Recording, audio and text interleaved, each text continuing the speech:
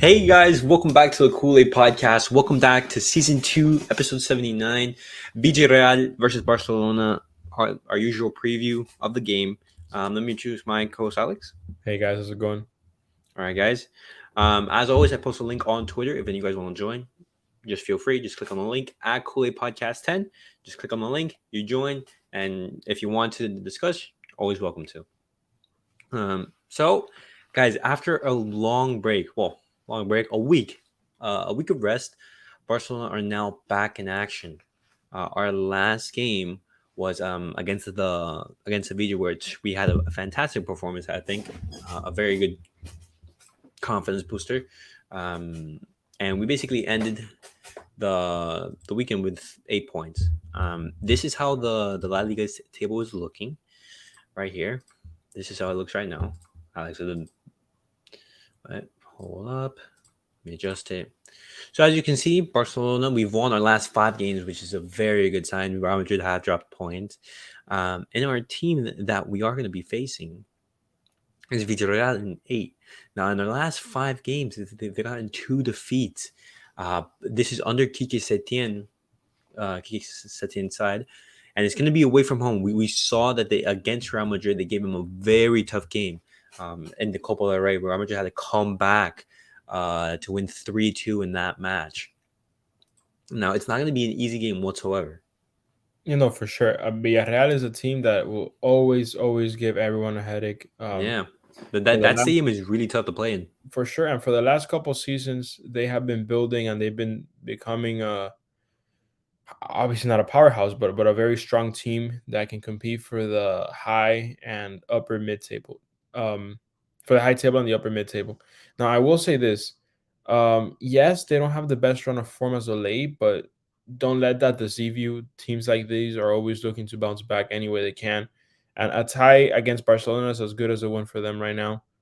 Um, as we can see, they're very close with Rayo Vallecano in terms of points, but more than that, we got to remember that this is, again, these games in the seasons win you the season, right?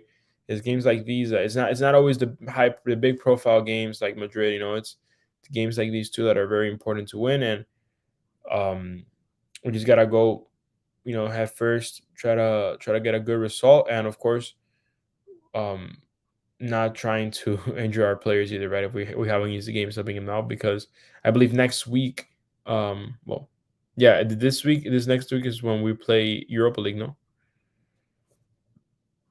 I think you're on mute. I don't.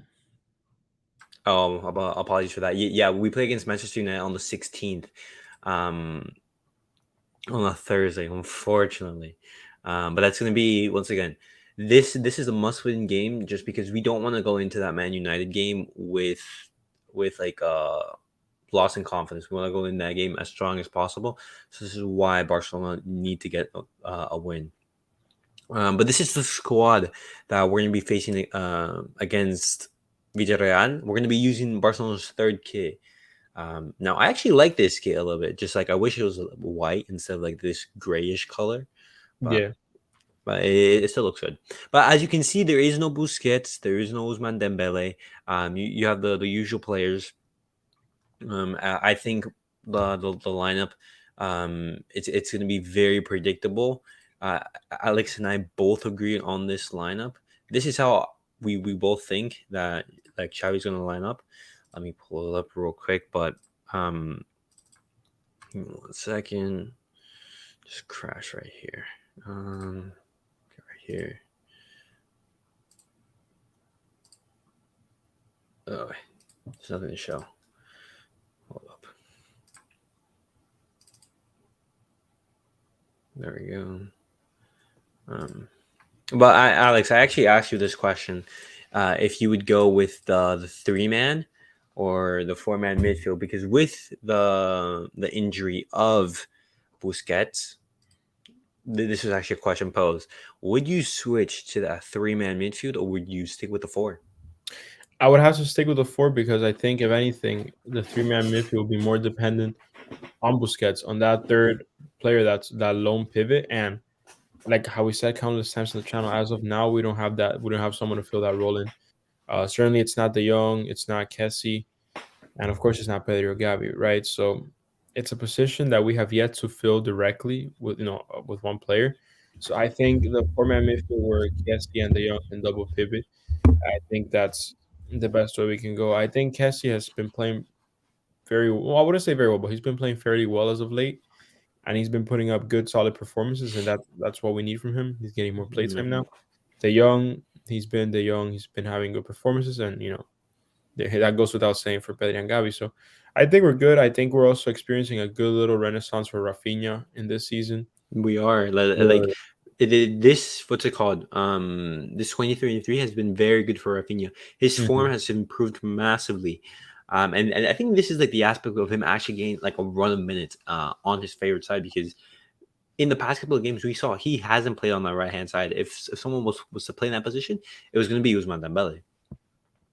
Yeah, for sure, and excuse me, I think the this 4-4-2 that we're using, it's not really yeah, that, but this four-man midfield that we use, um, it allows the second forward, right? I mean, Lewandowski's always gonna goal score. That's yeah, his purpose.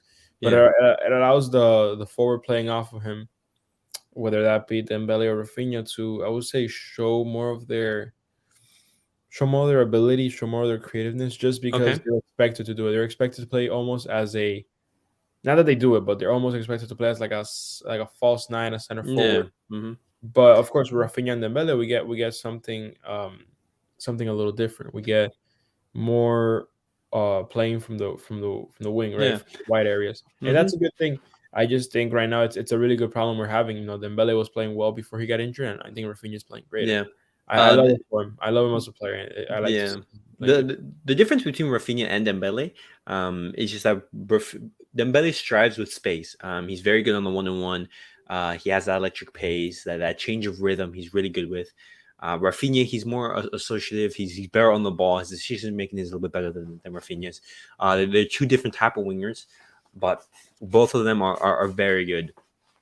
Now, I Yeah, basically, I think the team basically picks itself. The back line stays untouched. I think one yeah. of I mean, one of it's the so it's, main it's been so it, dominant, so it's been dominant. so dominant this season. One of the best in Europe, if not the best. It's just because each of the players, they basically compensate, and they complement each other very well. You have Araujo, Christensen, who are very dominant physically.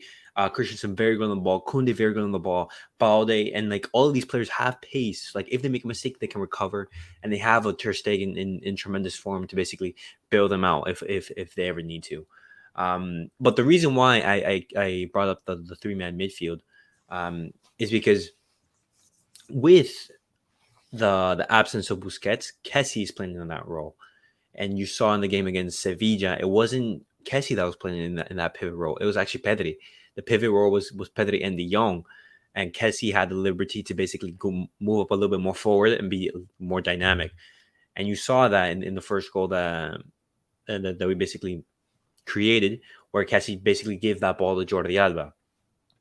Um, Right, and I was actually funny you mentioned that. I was actually looking at some highlights of that game right now, some of the play, and you're completely right. I think Cassie didn't really go for that role.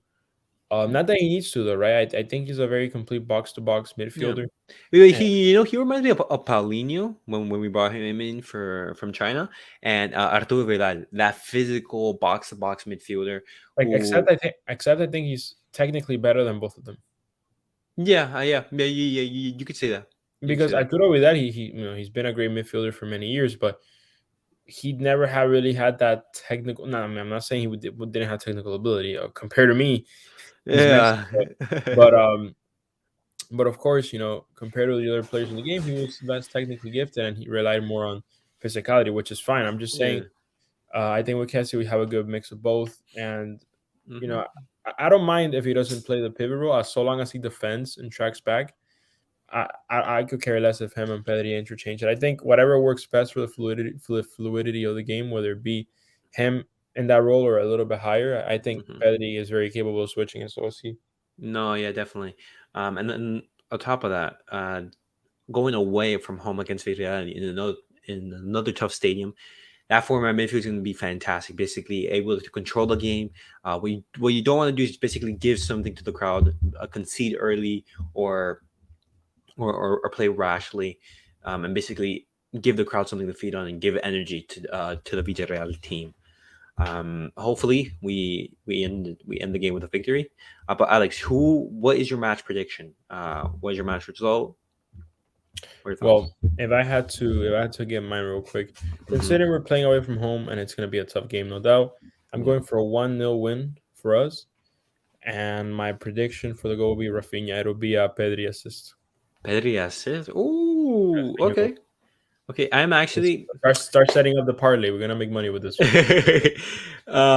You know what? I'm actually gonna go 2-0. I'm gonna go 2-0. This game reminds me a lot of the Betis game. I think Barcelona is gonna go Lewandowski. He's definitely gonna be on the score sheet. I think Gavi's gonna get on the score sheet as well. I think Gavi's gonna get on the score sheet. I think Pedri's gonna have an assist or two. I definitely think that Pedri's gonna be very important in this game. But I'm gonna go for a 2-0. Alex is gonna go for a 1-0 victory. And this puts us in a fantastic position for the midweek clash against Manchester United, a team who is in a great run of form recently. But guys, that was it for tonight's episode. As always, I post a link on Twitter. If you guys want to join, always free. Feel free. Feel welcome. You should basically click on the link, join, and then like if you want to discuss with us, always welcome. As always, guys, like, subscribe, and comment, and we'll see you guys all on the next episode. Peace out, guys.